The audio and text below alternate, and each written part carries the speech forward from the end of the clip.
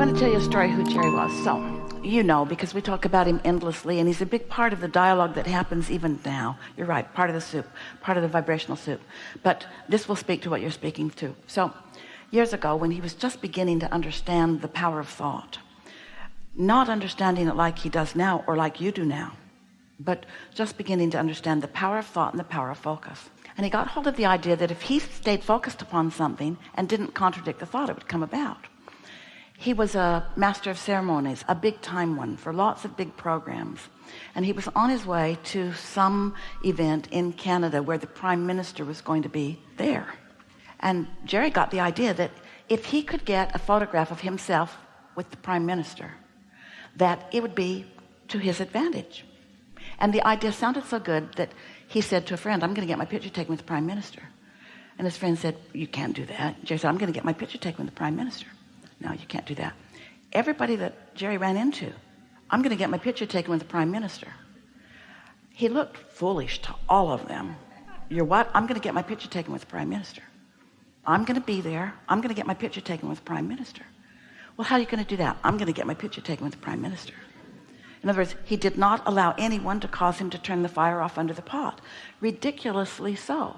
I'm going to get my picture taken with the Prime Minister. Why? I'm going to get my picture taken with the Prime Minister. How? I'm going to get my picture taken with the Prime Minister.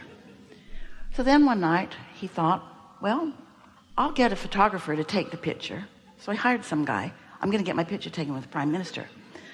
When's the event set for? Well, it's not exactly set for anything yet, but I'm going to get my picture taken with the Prime Minister. Well, how's this going to come about? Jerry said, well, I'm the master of ceremonies, so I'm going to stand on the stage. And when Diefenbacher, that's how long ago it was, comes across the stage, I'm going to walk toward him like I'm going to shake his hand, but I'm going to trip and I'm going to fall right into his lap. And you're going to be over there and you're going to get a picture of us to the Prime Minister. And the guy said, you're going to die. You know that. You're probably going to die. And Jerry said, I'm going to have my picture taken with the Prime Minister. So he got to the arena. They were checking under all the seats. They were checking everything because the Prime Minister was going to be there. And other than those people, Jerry was the only one in the arena, and he looked over and there was a very small, very old little woman sitting on the front row. And Jerry sat down next to her. She said, hello. And he said, I'm going to have my picture taken with the Prime Minister. She said, you are? And Jerry said, yeah, I'm here to have my picture taken with the Prime Minister. And she said, well, my son is a minister of parliament. I can arrange that for you if you would like. And Jerry said, that'd be great because I'm going to have my picture taken with the Prime Minister. So the guy came in, they arranged it. He stood up there. He didn't have to die to get the picture. Now, hear the authenticity of that story.